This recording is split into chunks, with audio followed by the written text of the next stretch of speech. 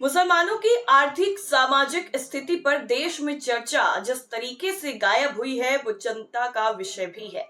लेकिन एक नई रिपोर्ट सामने आई है जिसके बाद ये उम्मीद की जा सकती है कि समकालीन भारत में मुसलमानों के लिए पॉजिटिव एक्शन पर पुनर्विचार रिपोर्ट इस चर्चा को फिर से वापस ला सकती है। इस रिपोर्ट को इंडियन एक्सप्रेस ने प्रकाशित किया है। ये रिपोर्ट पिछले 10 सालों में इस तरह का पहला विस्तृत पॉलिसी दस्तावेज है जो मुसलमानों के लिए सकारात्मक कार्रवाई यानी अफर्मेटिव एक्शन की स्थिति का जायजा लेता है। इसमें भविष्य के लिए 7 सूत्री रोड मैप भी पेश किया गया है। आपको बता दें कि ये रिपोर्ट 4 मुख्य थीम्स पर आधारित है, जिसमें सरकारी नीतियों, शिक्षा, आर्थिक स्थिति और मुस्लिम समुदाय की धारणाओं को गहराई से विश्लेषित करती है। दरअसल भारत में मुस्लिम समुदाय के लिए सकारात्मक कार्रवाई की शुरुआत 2006 में हुई, जब यूपीए सरकार ने तत्कालीन प्रधानमंत्री डॉक्टर मनमोहन सिंह का 15 सूत्री अल्पसंख्यक कार्यक्रम शुरू किया था।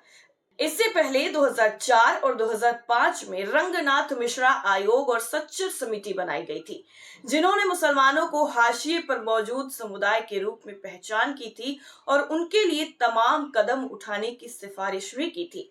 सच्चर कमेटी ने 2006 में और मिश्रा आयोग ने 2007 में अपनी रिपोर्ट पेश की, जिसने साफ शब्दों में कहा था कि भारत के मुसलमान हाशिए पर हैं, जिन्हें इस रूप में मान्यता देते हुए तमाम कदम उठाए जाएं। इसमें मुस्लिम समुदाय के सामाजिक आर्थिक उत्थान के लिए नीतिगत पहल की जरूरत पर बल दिया गया था।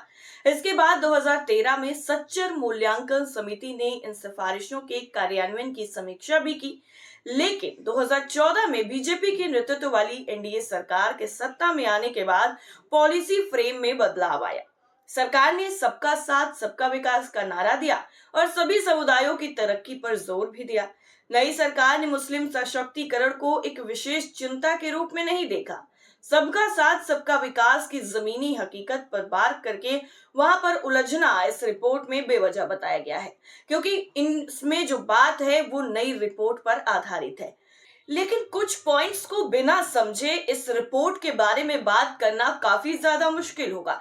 तो चलिए कुछ मुख्य बिंदुओं पर नजर डालते हैं। कल्याण राज्य नीतियों में बदलाव। जी हाँ, रिपोर्ट में वर्तमान सरकार की वेलफेयर नीतियों को चैरिटेबल स्टेट यानी परोपकारी राज्य के रूप में वर्णित किया गया है। इसका मतलब है कि नीतियां अब विशेष समुदायों पर केंद्रित होने की बजाय व्यापक सामाजिक समावेश पर ध्यान देती है।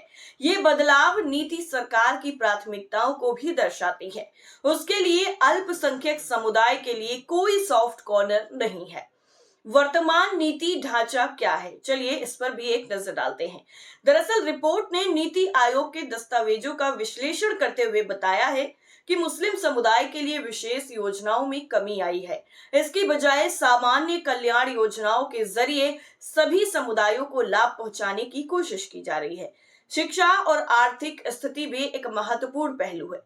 रिपोर्ट के मुताबिक मुस्लिम बच्चों की हायर एजुकेशन और स्कूली शिक्षा में भागीदारी सबसे कम है। हालांकि हाल के सालों में इसमें सुधार भी हुआ है। ग्रेजुएट स्तर पर मुस्लिम युवाओं का अनुपात बाकी सामाजिक धार्मिक समूहों की तुलना में सबसे कम है। निजी स्कूलों तक पहुंच में मुस्लिम छात्र अनुसूचित जाति यानी एससी और अनुसूचित जनजाति एसटी से थोड़ा बेहतर हैं, लेकिन हिंदू उच्च जातियों और अन्य पिछड़ा वर्ग से काफी पीछे हैं।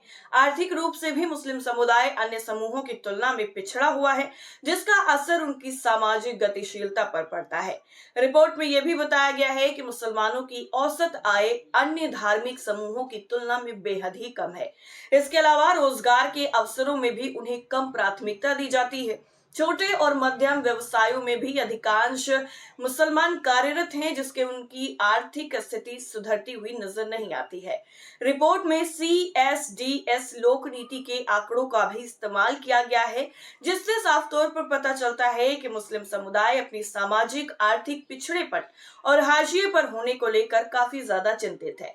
उनकी आकांक्षाएं और अपेक्षाएं सरकार से समान अवसर और समावेशी नीतियों पर केंद्रित है। अगर केंद्र सरकार की नीयत साफ हो तो सच्चर समिति की रिपोर्ट भारत में मुस्लिम समुदाय की स्थिति को समझने के लिए एक ऐतिहासिक दस्तावेज है, जिसने न केवल उनकी नीतियों को चुनौतियों को उजागर किया है बल्कि नीति निर्माताओं को समावेशी विकास की दिशा में भी सोचने के लिए प्रेरित किया है।